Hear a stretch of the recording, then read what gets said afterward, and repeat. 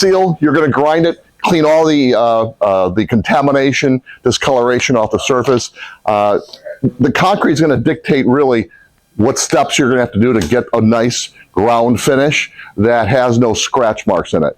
I try to be careful when if you have to use a 7-inch angle grinder in any part of this, because if you put any kind of pressure on your cup wheel, you're going to dig it in and they'll stand out like a sore thumb. So make sure when you do grind the surface, you start off with your cup wheel nice and flat.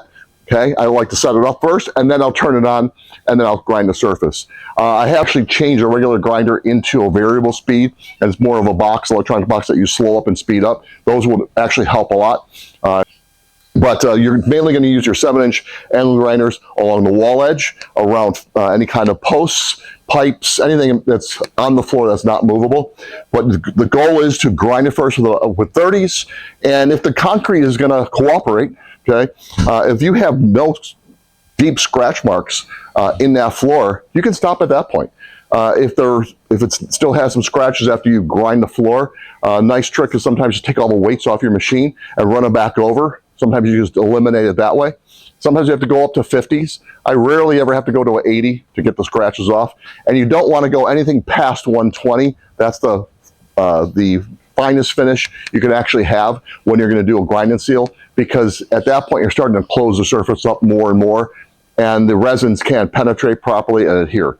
That is, well, why go all the way up if I don't need to? Because what's the most expensive thing on a job? I've said it multiple times. Your labor, okay? So why go through and cut the floor so many different steps if you don't need to, okay? Keep that money as far as keeps you more profitable, keeps you more price competitive. 30, maybe 50, and then I'll stop. Make sure the floor is all nice and clean. Vacuum it really well. Give it a solvent wipe by putting acetone on your microfiber mop. Mop that floor, clean it up. Don't pour it on the concrete, because then you have to wait for all that to evaporate out of the surface.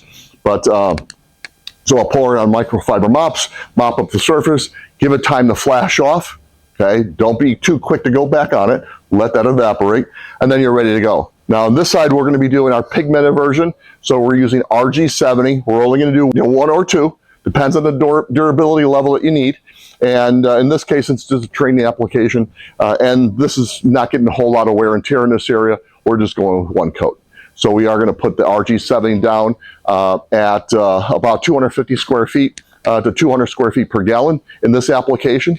Okay, and then once we put that down and back roll it, we're going to go around all the edges. We're going to let that dry, and we're going to put a pigmented coat of the Poly 1 HD over the surface of that for slip resistance, and we're going to put that in the first coat.